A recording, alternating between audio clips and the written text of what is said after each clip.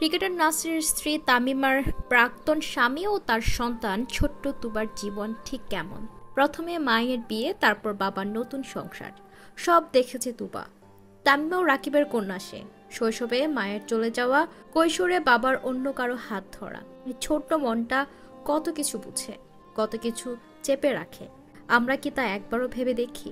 মানুষের জীবনে সম্পর্ক আসে যায়, কিন্তু একটি শিশুর জীবন তো কোনো পরীক্ষামূলক গল্প নয় যে ইচ্ছা মতো শুরু করে আবার ইচ্ছা মতোই শেষ করা যায়।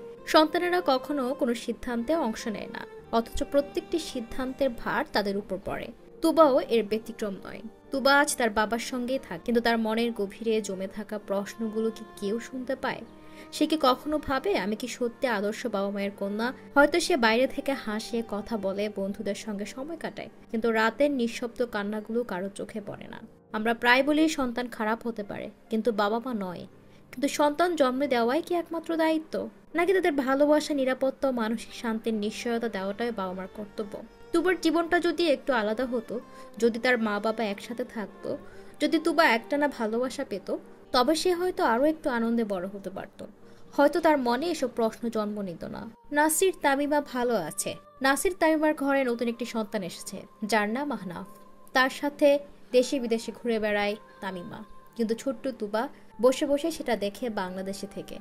সে না পায় মায়ের ভালোবাসা, না পাচ্ছে মায়ের এতটুকু যত্ন।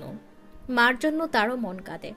অনেকে বলছেন মা তামিমা তার সন্তানের খোঁজ খবর নিচ্ছে, আবার অনেকে বলছেন মা তামিমা তার সন্তান তুবাকে ভুলে গেছে। যদিও আমরা এই ব্যাপারে কিছুই ঠিকভাবে জানি না। দর্শক, আপনার মতামত কমেন্টে জানাতে পারেন। তুবার মতো অনেক তুবা আমাদের চারপাশে আছে, যারা শুধু ভালোবাসা আর সামান্য বোঝাপড়ার অপেক্ষায় রয়েছে। প্রিয় দর্শক, আপনি কি মনে করেন তুবা সত্যি ভাগ্যবান, নাকি সে এখনো খুঁজে বেড়াচ্ছে সে আদর্শ পরিবার যা শুধু গল্পে